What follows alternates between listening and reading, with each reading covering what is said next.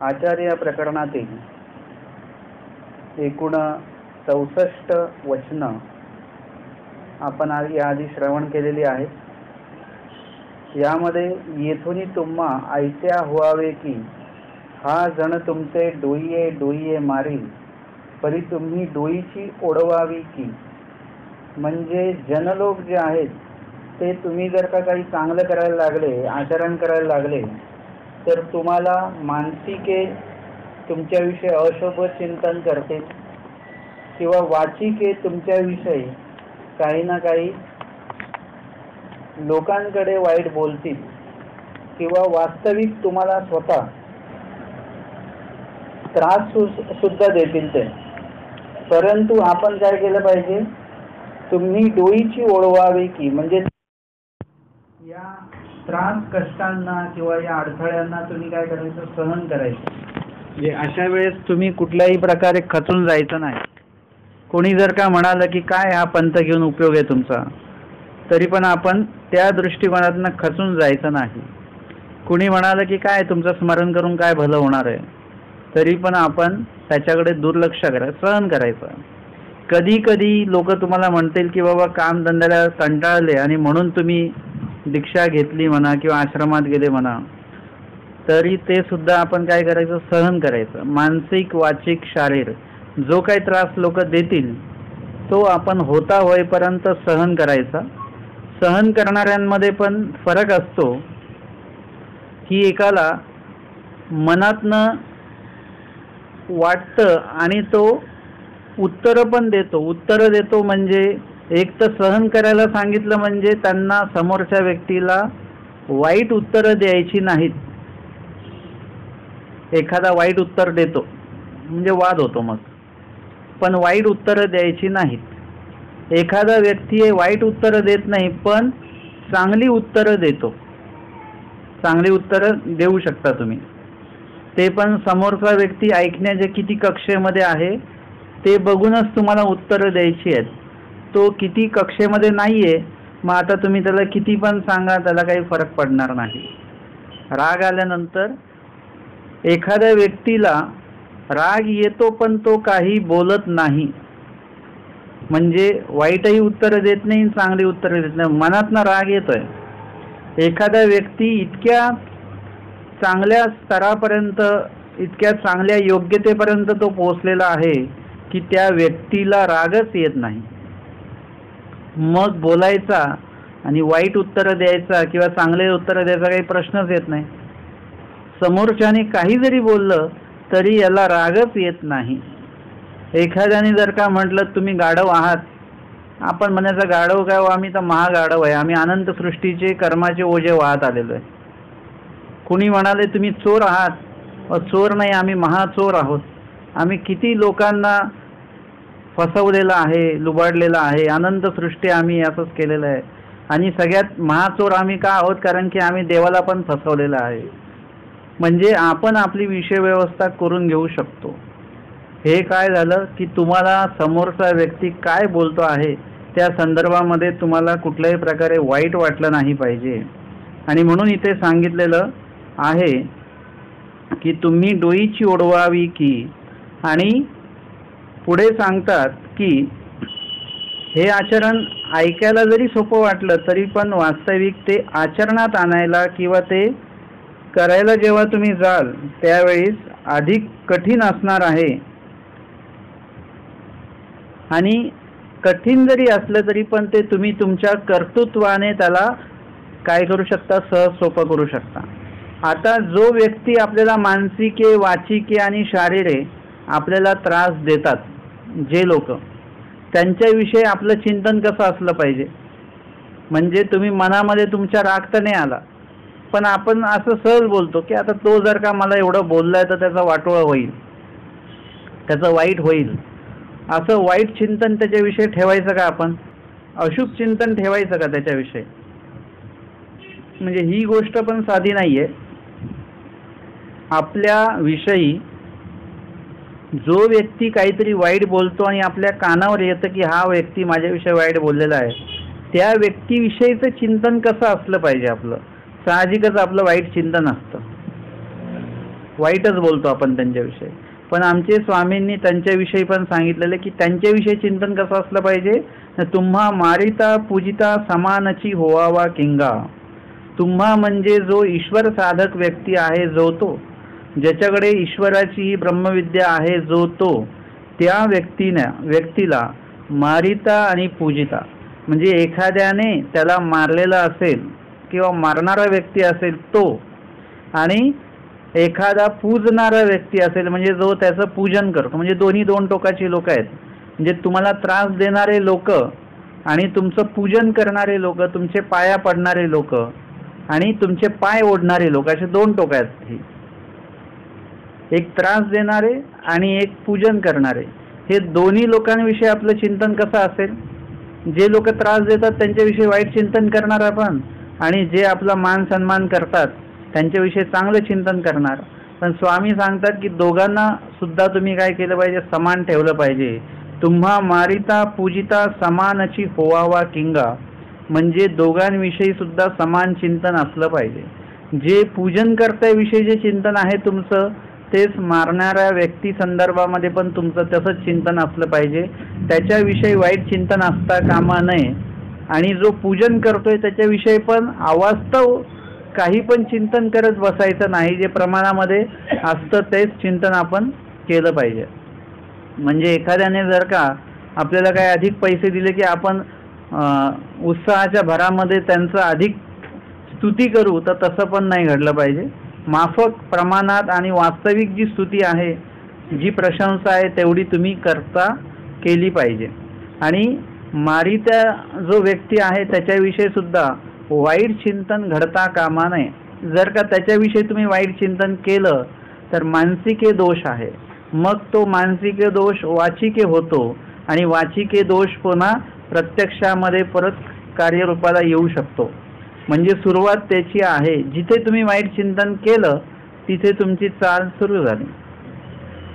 म्हणजे ब्रह्मविद्या ज्ञान जे आहे ते तुम्हाला या गोष्टीचं ज्ञान करून देतं की तुम्हाला विचार कसे ठेवायचे स्वतःचे, याचं ज्ञान ब्रह्मविद्या शास्त्र तुम्हाला करून देत असतं. आणि म्हणून नुसतं ज्ञान होणं हे काही महत्त्वाचं नाही आहे. तर ज्ञान झाल्यानंतर ज्ञानानुसार विचार करता आला पाहिजे आपल्याला. जसं एखादा व्यक्ती श्रीमंत असतो ना, तो श्रीमंत पद्धतीनेच विचार करतो. एखादा व्यक्ती गरीब असतो, तो गरीब पद्धतीने विचार करतो. आपल्याकडे किती पैसे आहेत त्या पैशाला समोर ठेवून आपण आपला विचार करत असतो. तर त्या हिशोबाने तुमच्याकडे काय आहे, तुमच्याकडे सामान्य ज्ञान आहे, मध्यम ज्ञान आहे की ब्रह्मविद्या ज्ञान आहे. तुमच्याकडे सामान्य ज्ञान असेल तर तो व्यक्ती कोणाकडेही चाकरी करून राहतो, त्याच्याकडे वेगळे विचारच नसतात. मध्यम विचाराचा असेल तर थोडंसं चाकरीही करतो आणि स्वतःचंही काहीतरी धडपड करत असतो तो. म्हणजे ही वैचारिक पातळी जशी असेल तुमच्याकडे तसं तुमचं वर्तन असणार आहे. तर ब्रह्मविद्या शास्त्र काय करतं, तुमची वैचारिक पातळी जी असते त्याच्यामध्ये वाढ करतो, त्याच्यामध्ये योग्यता निर्माण करतो. चांगल्या विचारांमध्ये पण योग्यता जी असते ती योग्यता निर्माण केल्या जाते. आणि त्यावेळेस मग अशा वेळेस तुम्हाला कुणाविषयी सुद्धा वाईट चिंतन करता येतच नाही. अजिबात करायचं नाही असं नाही, येतच नाही, करताच येत नाही. कुठल्या अँगलने समोरच्याला वाईट बोलायचं हे काही आपल्याला समजत नाही किंवा तो भागच त्या व्यक्तीला येत नाही. म्हणून स्वामींनी काय सांगितलं, आधी तुम्हाला हे प्रयत्न करायचे आहेत. जसं जसं ब्रह्मविद्या ज्ञान तुम्ही अवगत केलं आणि त्याचं आचरण केलं की आपोआपच तुम्ही तसे तसे होत जाता, चांगले चांगले होत जाता की तुम्हाला वाईट वागता येत नाही, आपोआपच ते होत जातं. साखर आहे, साखर ही कशी झालेली आहे, गोड झाली. आता या गोड साखरेला खारट होता येईल का, कडू होता येईल का? किती पण प्रयत्न करा, ते जो एक साखरेचा दाणा आहे त्याला आपण खारट बनवू शकतो का? नाही बनवू शकतो. खारट त्या मिठाच्या पाण्याचा मुलामा त्याला देऊ शकतो आपण, पण तो तेवढा पुरताच. वास्तविक आतमधली साखर ती गोडच राहणार आहे. तसंच आहे की ईश्वर साधक व्यक्तीची योग्यता आणि वैचारिक जी काही हे आहे योग्यता आहे ती एवढ्या प्रमाणामध्ये वाढते की नंतर त्याला वाईट समोरच्या विषयी वागता येत नाही, वाईट समोरच्या विषयी बोलता येत नाही आणि वाईट समोरच्या विषयी त्याला चिंतन सुद्धा करता येत नाही, इतकी काळजी घेतल्या जाते. काही मंडळी आहेत बघा ज्यांच्याकडे जाणतेपणा आहे ब्रह्मविद्येचा, ती लोक काय करत असतात की जर का ती रस्त्याने चालली तर खाली मुंग्या बघतात, मुंगी आहे का खाली, मुंगी असेल तर तिथे पाय ठेवत नाही. काही लोक मुंगी आणि मुंगळा बघून मुद्दामून पाय ठेवतात त्याच्यावर, मेलं पाहिजे. काही लोक साप वगैरे काही निघालं तर ते मारून टाकतात, म्हणजे मेलं पाहिजे ते. पण इथे सांगितलेलं आहे की एका मुंगीविषयी सुद्धा विचार करायचा असं सांगितलेलं आहे. पुढचं वचन येतं की मुक्तीची चाड तेने मुंगिये वीरू न चिंतावे. मुक्तीची चाड म्हणजे ज्याला मोक्ष पाहिजे अशा व्यक्तींनीच बरं का, ज्यांना मोक्ष नकोय त्यांच्याबद्दल परमेश्वर काहीही विचार करत नाहीत. ज्यांना मोक्ष पाहिजे आहे त्यांच्याच विषयी फक्त हे अध्ययन आहे.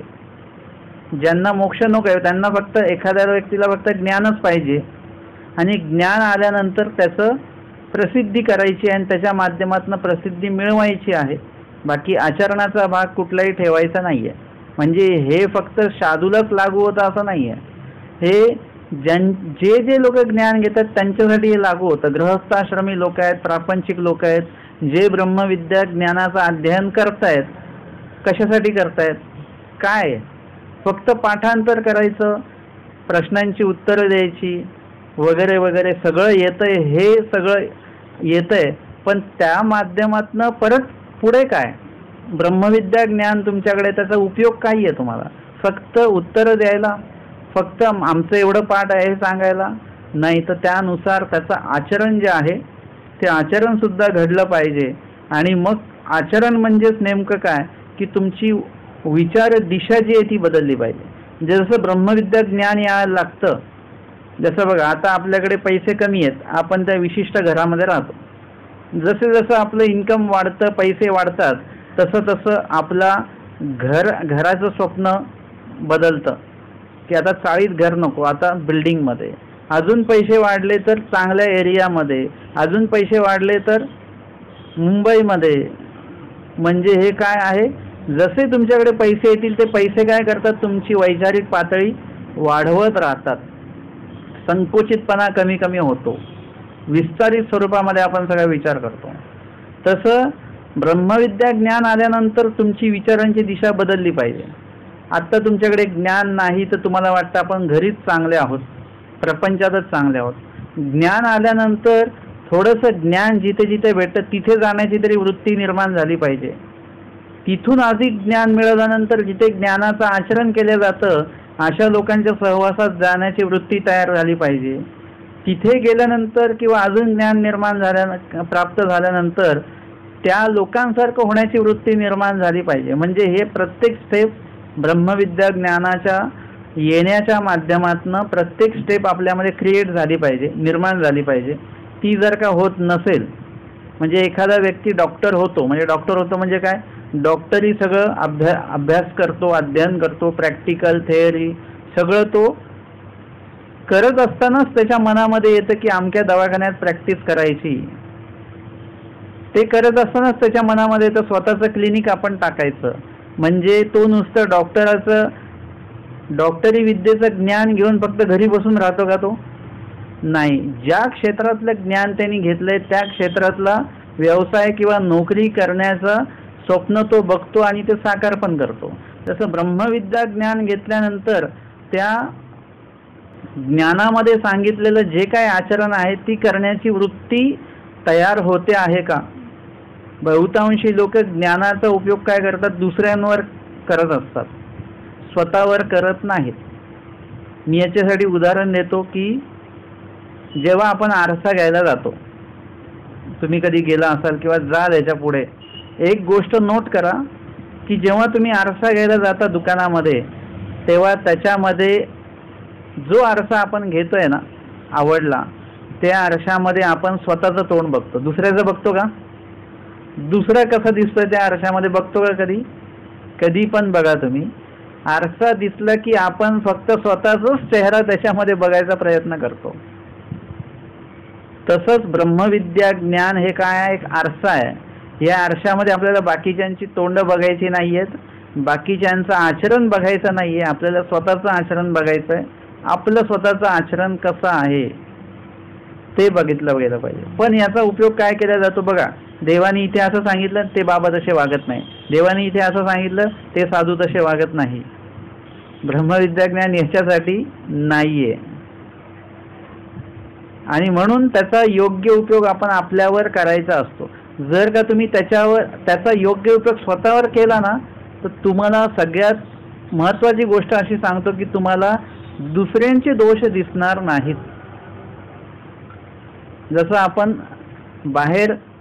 बघू बाहेर किती धूळ आहे, पण जर का छताच्या ह्याच्यातनं एखादी उन्हाची तिरीप आली, कवडासा ज्याला म्हणतात, तो आला तर आपल्याला लक्षात येतं तरी आपल्या घरामध्ये सुद्धा ती धूळ दिसते. अशी त्या उन्हाच्या तिरपेमध्ये आपल्या घरामध्ये पण धूळ दिसते. मग आपल्याला कळतं अरे बाहेरच धूळ नाहीये, आपल्या घरामध्ये पण तेवढीच धूळ आहे. इथे एवढी धूळ कंटिन्यू या विभागामध्ये असते.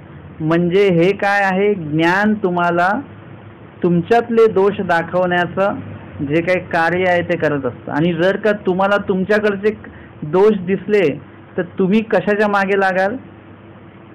स्वतःचे दोष काढून टाकण्याच्या मागे तुम्ही लागाल. मग तुम्हाला दुसऱ्याचे दोष बघण्याचा काही वेळच नसता.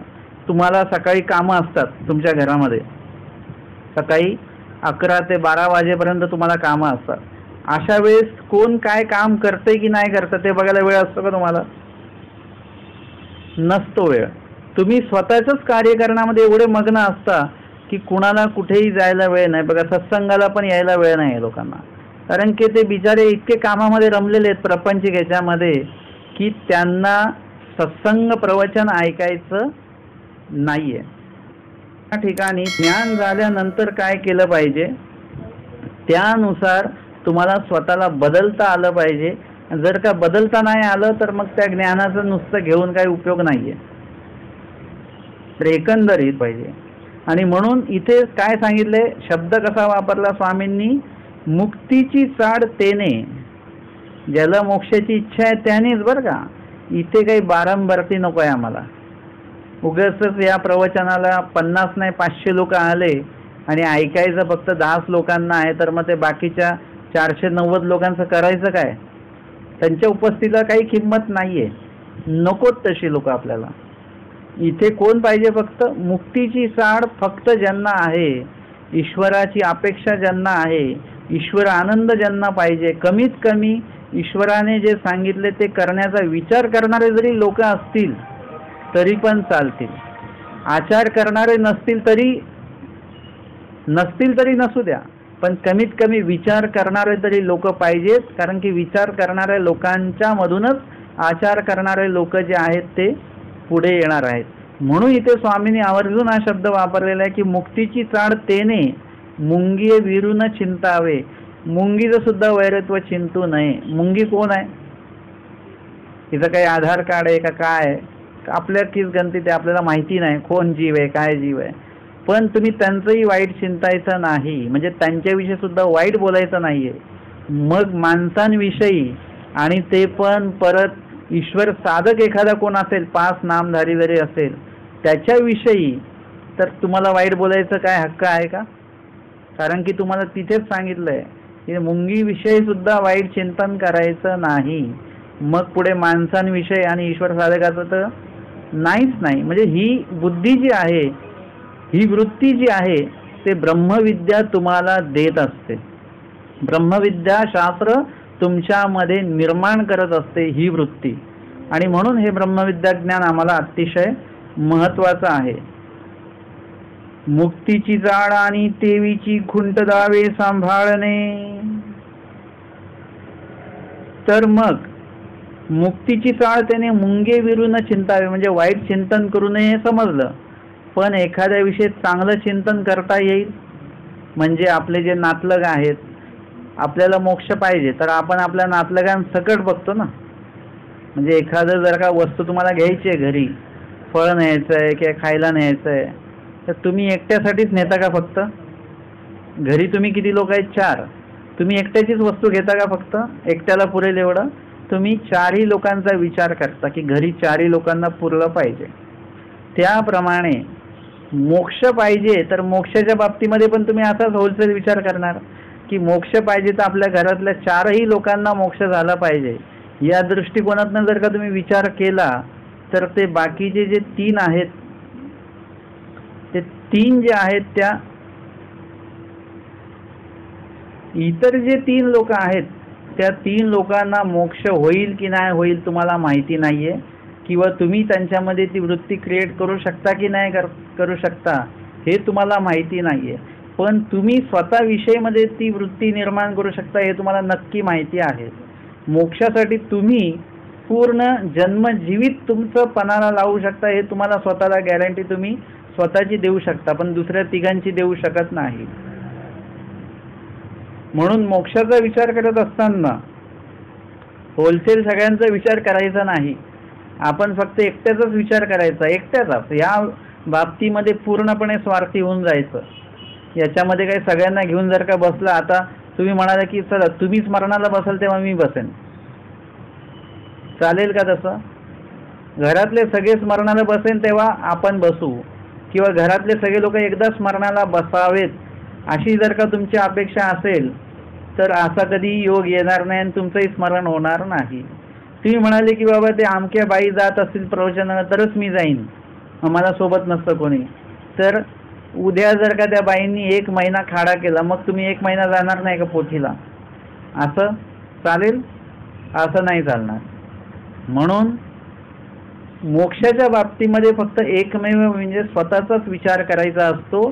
स्वामी सांगतात की मुक्तीची चाड आणि देवीची खुंट दावे सांभाळणे. खुंट म्हणजे आणि दावे, खुंट म्हणजे दावे. आणि माहिती आहे तुम्हाला, जसं पशु असतो, गाय असते किंवा बैल असतं, म्हैस असते, त्यांना अंगणामध्ये किंवा त्या गोठ्यामध्ये बांधल्या जातं.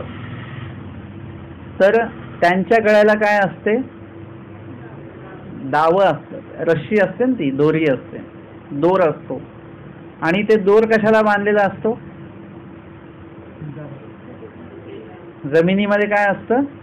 खुंट असतं, आणि त्या खुंटाला ते बांधलेली असते दोरी. आता 2 वस्तू आहेत, एक खुंट आहे आणि एक दावं आहे.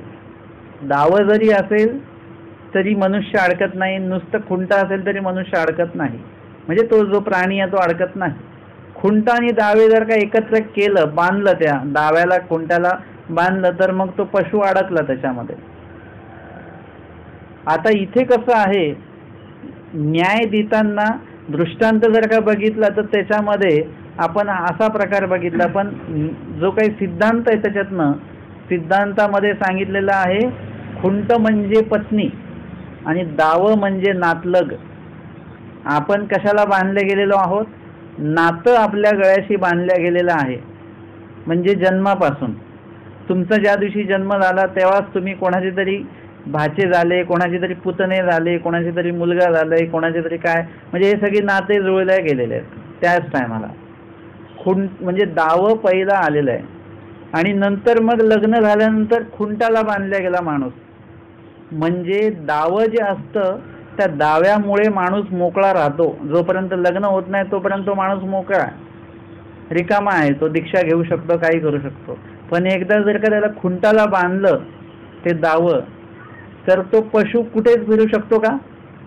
जेवढा त्याचा त्या दाव्याचा आकार आहे तेवढ्याच लांब तो जाऊ शकतो. परत त्याला कुठे यायचं आहे? खुंटाजवळच फिरायचं आहे त्याला, गोल गोल. तो किती गोल फिरला तरी त्याला त्या खुंटाच्या भवंतीच फिरायचं आहे. त्या खुंटापेक्षा वेगळा तो कुठेही जाऊ शकत नाही जोपर्यंत त्याला खुंटाला बांधलेला आहे. तसं खुंट म्हणजे पत्नी किंवा खुंट म्हणजे पती. बायांसाठी खुंट म्हणजे पती आणि पुरुषांसाठी खुंट म्हणजे पत्नी. जर का त्याला बांधले गेले की मग परत तो जीव त्याच्यातनं सुटू शकत नाही. त्याची इच्छा असेल तर तो सुटेल भाग वेगळा. तर स्वामी सांगतात की जर का तुम्हाला मुक्ती पाहिजे असेल तर खुंट आणि देवीची खुंट दावे सांभाळणे, म्हणजे तुमचं दावे सुद्धा बांधल्या गेलेले आहे आणि खुंटाला सुद्धा ते दावं बांधल्या गेलेलं आहे. मग आता तुम्ही मोकळे होऊ शकता का? तुम्हाला प्रपंचही सोडायचा नाही आणि देव पण पाहिजे. म्हणजे खुंट दावे पण सांभाळायचं आहे आणि देव पण पाहिजे. अशा दोन्ही गोष्टी होतील का कधी? असं होईल? तुम्हाला लिंबू सरबत पण प्यायचं आहे आणि चहा पण प्यायचा आहे, दोन्ही एकाच टायमाला, चालेल का? नाही चालणार. फरक आहे त्याच्यामध्ये. तुम्हाला उपाशी पण राहायचं आहे आणि जेवायचं पण आहे, कसं काय चालणार आहे? तुम्हाला प्रपंच पण पाहिजे, तोही सोडायचा नाहीये, आणि देव पण पाहिजे, तर नाही चालणार आहे. मुक्तीची चाड आणि तेवीची खुंट दावे सांभाळणे, म्हणजे खुंट दाव्याच्या सांभाळी आपण असावं किंवा खुंट दाव्याचा सांभाळ आपण करावा. एक तर त्यांच्या आश्रित असावं प्रपंचाच्या, किंवा प्रपंचाच्या आश्रित आपण असावं, की प्रपंचाच आपल्या आश्रित चालतोय अशा हिशोबाने आपण राहायचं. म्हणजे प्रपंच सोडायचा काही प्रश्नच येत नाही आणि परत तिथे मोक्ष पण पाहिजे, असे दोन्ही टोकाच्या भूमिका घेऊन चालत नाही. एक तर मोक्षाचा विचार सोडून द्या आणि प्रपंचच करा मग, आणि नाहीतर मग प्रपंचाचा विचार सोडून द्या आणि मोक्षाचा विचार करा. आता प्रपंचाचा विचार सोडून द्या, प्रपंच सोडून द्या असं नाही म्हटलेलं आहे. म्हणजे प्रपंचाचा विचार सोडा, म्हणजे प्रपंचाकडे जो काही तुम्ही 100% लक्ष देताय तर ते 50% करा, 50% देवाकडे लक्ष द्या. हळूहळू देवाकडचे जे काही टक्केवारी ती वाढवण्याचा प्रयत्न करा. 51, 52, 53 असं करत करत करत एक वेळ अशी येईल की प्रपंचातली इन्व्हॉल्वमेंट जी तुमची आहे, जी आत्मीयता आहे, आत्मत्व जे आहे ते हळूहळू हळूहळू कमी कमी कमी करा. ते एकदम नाही, हळूहळू कमी करा. कर्तव्य जी आहेत ती आपली पार पाडा, समोरच्यावरती कर्तव्य देऊन टाका समोरच्याकडे. अशाने काय होणार, तुम्ही हळूहळू त्या खुंटा आणि दाव्यातनं मोकळे मोकळे मोकळे मोकळे व्हाल. नाहीतर काय होईल, आयुष्यभर त्या खुंटाला आपण बांधल्या गेलेलो आहोत, आता तुम्ही निघू शकत नाहीत. तर या ठिकाणी आपण एकूण 63 ते 66 इथपर्यंत या 3 वचनांचं अध्ययन या ठिकाणी केलं. यामध्ये येथून तुम्ही ऐसिया व्हावे की हा जण तुमचे डोईये डोईये मारील, परी तुम्ही डोईची ओढवावी की तुम्हा मारिता पूजिता समानाची व्हावा किंगा, आणि मुक्तीची चाड तेने मुंगे विरू न चिंतावे, मुक्तीची चाड आणि तेवीची खुंट दावे सांभाळणे. अशा एकूण 63 ते 66 या वचनाचं श्रवण अध्ययन आजच्या सत्रामध्ये आपण केलं. दंडवत हो.